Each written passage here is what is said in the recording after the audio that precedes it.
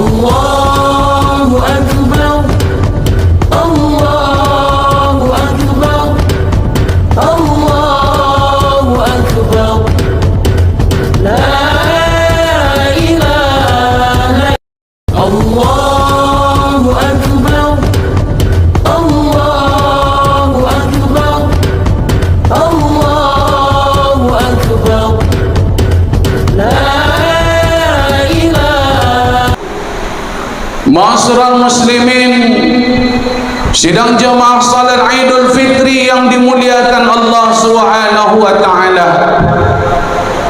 Maha besarmu ya Allah, maha benarmu ya Rahman, maha agungmu ya Rahim. Seiring dengan terbenamnya matahari Ramadan sore kemarin, 1 Syawal pun datang merayapi bumi. Berarti Ramadan telah meninggalkan kita hadirin. Berpisahlah kita dengan bulan yang kita berpuasa di dalamnya. Berpisahlah kita dengan bulan yang di dalamnya ada salat tarawih. Berpisahlah kita dengan bulan yang di dalamnya ada satu malam. Malam itu lebih baik daripada 1000 bulan. Berpisahlah kita dengan bulan di mana di bulan itu malam dan siang kita selalu berjumpa, bertemu, bersilaturahmi, bertahajud, i'tikaf, salat berjamaah, saling kita memadu masalah yang terjadi di dunia ini. Kalau seandainya kita meninggal setelah lebaran ini hadirin, maka inilah Ramadan kita yang terakhir yang kita nikmati untuk selama-lamanya. Apakah dia akan datang di tahun yang akan datang?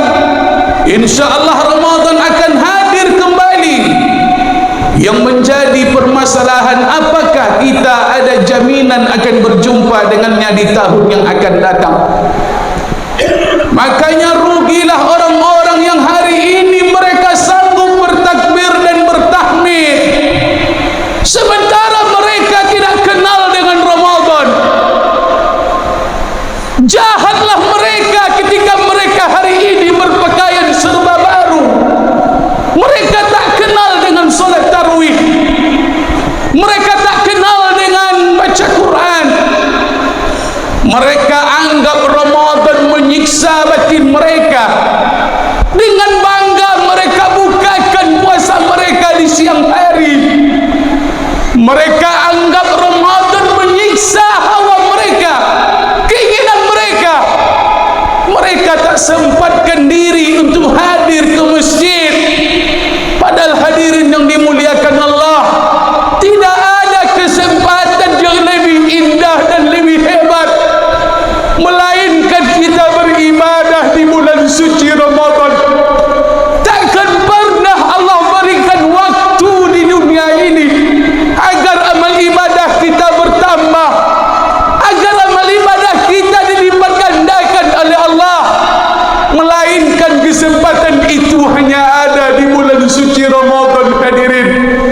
Allahu Akbar, Allah yang maha besar. Allahu Akbar, hanya Engkaulah yang maha besar ya Allah. Allahu Akbar, tidak ada yang lebih besar ya Allah kecuali Engkau yang maha besar ya Allah.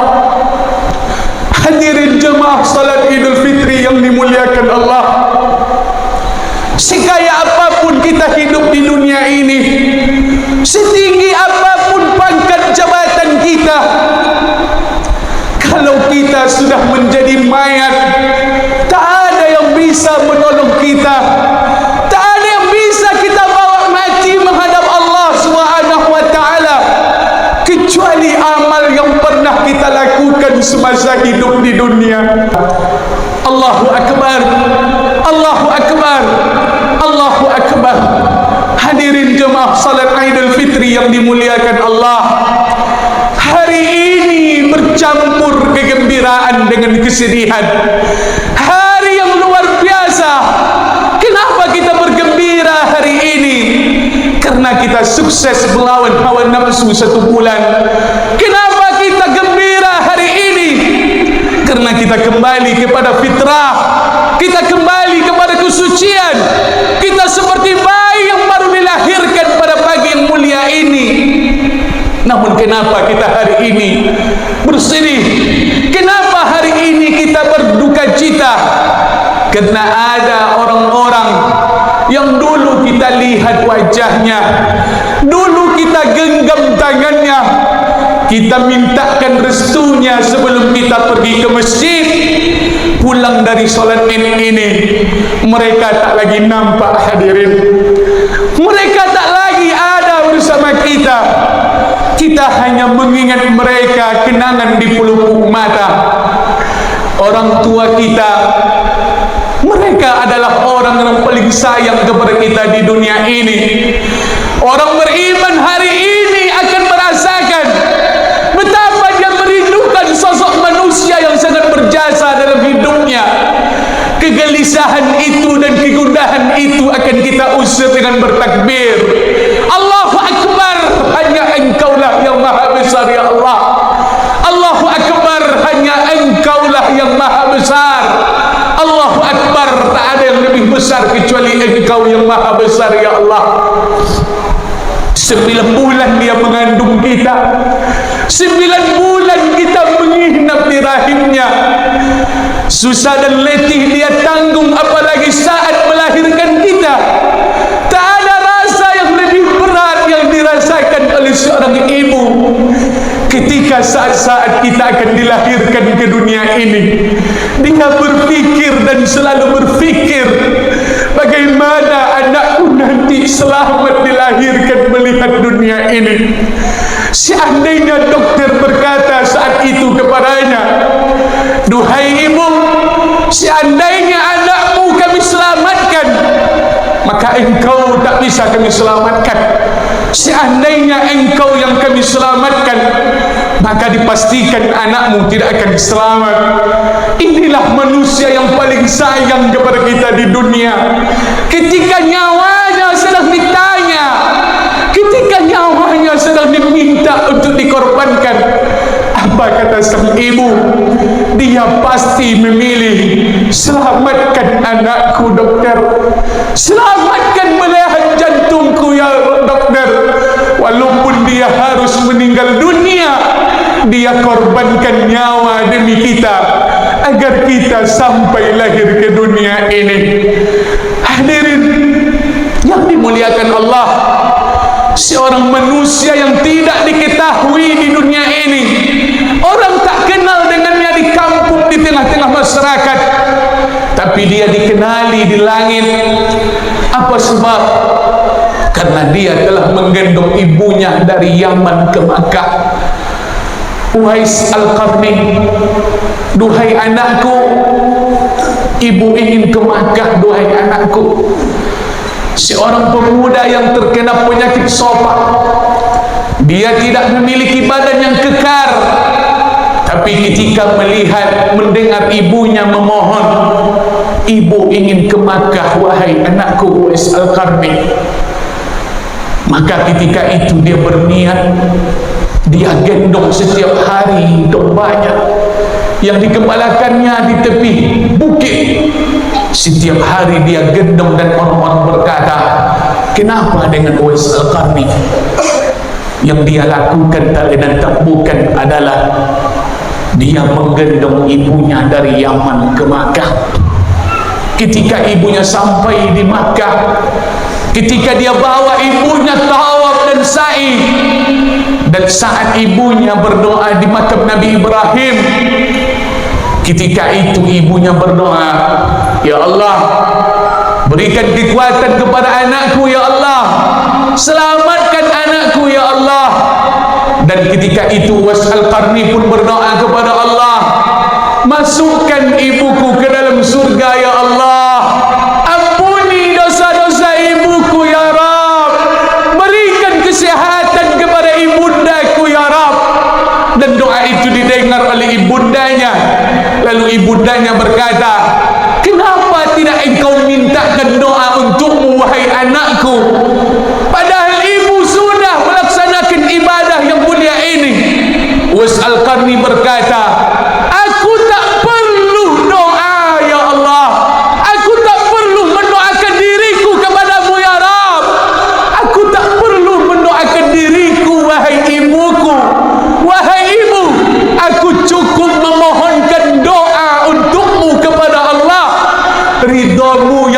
membutuhkan hidup di dunia ini. Ridho orang tualah yang akan membuat kehidupan kita selamat dari dunia sampai akhirat. Ridho Allah fi ridho walidain. Ridho Allah bergantung dengan ridho orang tua. Wasuhtullah fi suhtil walidain. Dan kebencian Allah pun terletak kepada kebencian orang tua. Dialah perempuan yang paling berjasa di dunia ini. Dia perempuan yang rela tidak makan demi mengenyangkan kita, hadirin. Dialah perempuan yang rela tidak tidur demi melelapkan kita. Dialah perempuan yang rela berhutang, yang rela meminjam, yang rela berjualan, yang selalu berjuang sampai kita hari ini bermanfaat di tengah-tengah masyarakat. Seandainya dia masih hidup, mintakan ampunan berkah maaf kepadanya, hadirin. Seandainya dia masih hidup, berniatlah untuk membahagiakannya sebelum ajal datang menjemputnya. Ada seorang laki-laki hebat di dunia ini. Dia tak kenal lelah dan letih. Dia pergi siang dan malam, bahkan dia tidak pulang berhari-hari. Dia pergi untuk biaya hidup kita. Dia pergi untuk keperluan anaknya. Dia meninggalkan rumah bukan untuk keinginannya, tapi dia tinggalkan rumah demi biaya hidup anak dan istrinya. Orang tua kita, ayah anda kita, dia adalah laki-laki tegar yang pernah lahir ke dunia ini. Seandainya mereka yang berdua ini masih hidup, atau salah satu dari mereka masih hidup saat ini, bersimpuhlah di hadapan mereka, ciumlah tangan mereka, hadirin, peluklah tubuh mereka yang rapuh, karena mereka pasti akan meninggalkan kita. Seandainya ajal itu datang kepada mereka, maka tak ada lagi kesempatan kita mendengarkan pituah nasihat mereka. Tak ada kesempatan kita mendengarkan cerita dari mereka. Tak ada lagi kesempatan kita untuk duduk bersama mereka. Seandainya masa itu tiba, mereka di kain kafan, dipasangkan kain kafan, maka tak ada lagi cerita kita akan membawa makanan kesukaan mereka. Tak ada lagi kesempatan kita untuk memijit kaki mereka. Tak ada lagi kesempatan kita untuk mencium tangan mereka. Seandainya kesempatan itu pun ada, kesempatan itu hanya tinggal penyesalan. Kenapa waktu ada kita sia-siakan? Di saat mereka sudah dimasukkan ke liang lahat, dibuka penutup wajahnya, hadirin, itulah saat-saat terakhir kita melihat mereka di dunia ini. Ketika mereka sudah ditimbun, maka dipastikan batu nisan yang akan kita rabah sampai saat ini. Tak ada lagi pertemuan di dunia ini dengan mereka, hadirin. Oleh kerana itu, yakinkan bahawa mereka adalah orang yang paling berjasa dalam hidup ini. Yakinkan kehidupan kita akan berkah kerana kita memuliakan mereka. Jika mereka sudah Allah panggil, tak ada rasa yang akan menghambat lidah ini berdoa kepada mereka. Doakan mereka, berkirimlah untuk mereka, kirimkan sebagian harta yang mereka tinggalkan untuk kita. Hari ini mereka akan kembali ke tempatnya. Hari ini mereka akan kembali ke tempatnya, hadirin. Seandainya anak, istri, keluarga, keturunannya tak mengeluarkan sedekah, mereka akan kembali dengan rasa duka cita. Mereka berkata, ya Allah, belas kasihanilah hamba, ya Allah. Anak-anakku hari ini tak lagi memikirkanku, ya Rabb. Mereka aku tinggalkan harta, tapi mereka tak memikirkanku hari ini.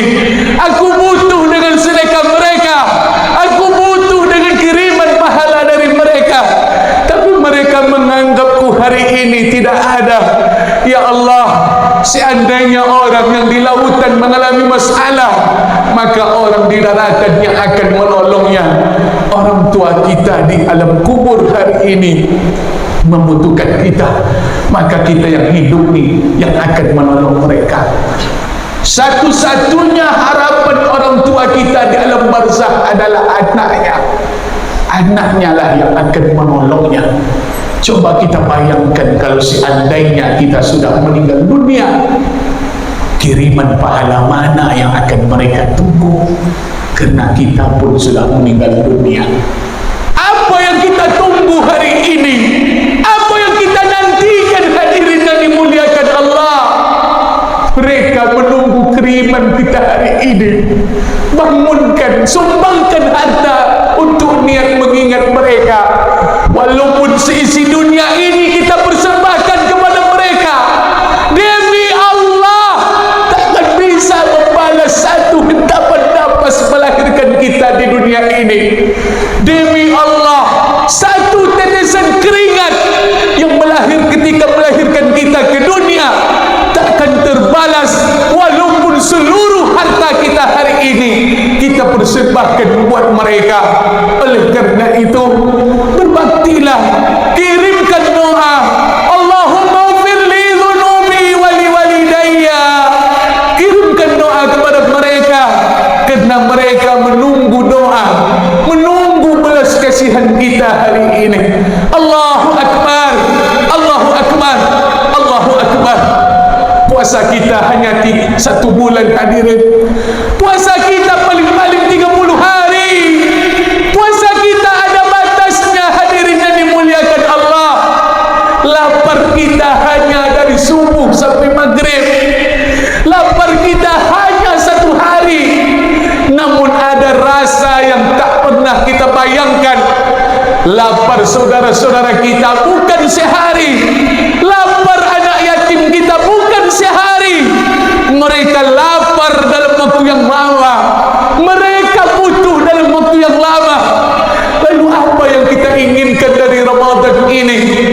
Pandanglah orang di sekeliling kalian. Tengoklah orang-orang susah. Tengoklah anak-anak yatim hadirin. Jangan biarkan mereka hari ini terlontar-lontar. Jangan biarkan mereka berurai air mata di hari yang mulia ini. Jangan biarkan anak yatim terapung dalam gelombang kesedihan hadirin. Kita melihat anak-anak kita hari ini bersukaria, dipakainya baju baru pembelian ayah, sepatu baru pembelian ibu, dipakaikannya jam baru pembelian paman, pakcik, makciknya. Namun kita melihat anak-anak yatim, mereka sambut hari raya ini dengan perasaan duka. Mereka sambut hari raya ini dengan perasaan haru. Kemana mereka akan mengadu? Ayah sudah tiada. Kemana mereka akan mengadu hadirin? Ibunda tak dapat melakukan apa-apa. Panggilan ayah hanya sekadar panggilan. Sebelum tidur dia panggil ayah, tak ada sambutan. Bangun tidur dia pun memanggil ayah, dan panggilan itu takkan pernah disambut hadirin. Seandainya kita berikan mereka uang yang banyak, kita berikan mereka sampai berpuluh ratus juta, bahkan miliaran rupiah, kita serahkan kepada anak yatim, demi Allah takkan bisa menggantikan kerinduan kepada ayah yang sudah meninggal dunia. Lalu kenapa kita santuni mereka? Kita hanya ingin menyelamatkan diri kita di hadapan Allah. Kita ingin menyelamatkan harta kita di hadapan Allah. Ara'aital ladzi yukadzibu bid-din? Tahukah kalian siapa yang mendustakan agama? Fadzalikal ladzi yad'ul yatim, yang tidak memperdulikan anak yatim. Santuni mereka, rawat mereka hadirin. Letakkan mereka di dalam lubuk hati kita yang paling dalam. Mereka adalah anak kita bersama. Mereka tanggung jawab kita bersama, hadirin. Kita bayangkan jika anak-anak kita seperti itu. Kita bayangkan jika anak kita menjadi yatim. Kita renungkan jika anak-anak kita menjadi yatim piatu. Kemana mereka akan mengadu? Kemana mereka akan minta tolong? Maka hari ini perbanyaklah berbagi, perbanyaklah memberikan bentuk kasih sayang kepada anak yatim, fakir miskin, saudara-saudara kita yang tidak mampu. Pada akhirnya, hadirin yang dimuliakan Allah, sekaya apapun kita di dunia ini, paling-paling sebatas umur sebentar. Semiskin apapun kita, paling sebatas umur. Tapi di akhirat, kaya kita, kaya waktu yang lama. Kalau sempat kita miskin di akhirat, kita akan miskin dalam waktu yang sangat lama. Harta hari ini, rumah yang mewah, takkan mampu kita bawa mati ke alam barzakh. AC yang dingin hari ini takkan bisa menyejukkan, mendinginkan azab kubur. Rumah besar takkan bisa menggantikan liang lahat yang hanya 1 kali 2 meter. Lalu apa yang akan menolong, yang akan membahagiakan kita? Amal soleh yang pernah kita lakukan semasa hidup di dunia. Mudah-mudahan di pagi hari raya ini kita buka lembaran baru, kita bangkitkan semangat ibadah. Mari kita rajin salat berjamaah, wirid pengajian, baca Al-Quran, karena hidup di dunia ini cuma sekali. Sallallahu ala sayyidina Muhammad wa ala alihi wa sahbihi wa baraka wa sallam, walhamdulillahi rabbil alamin.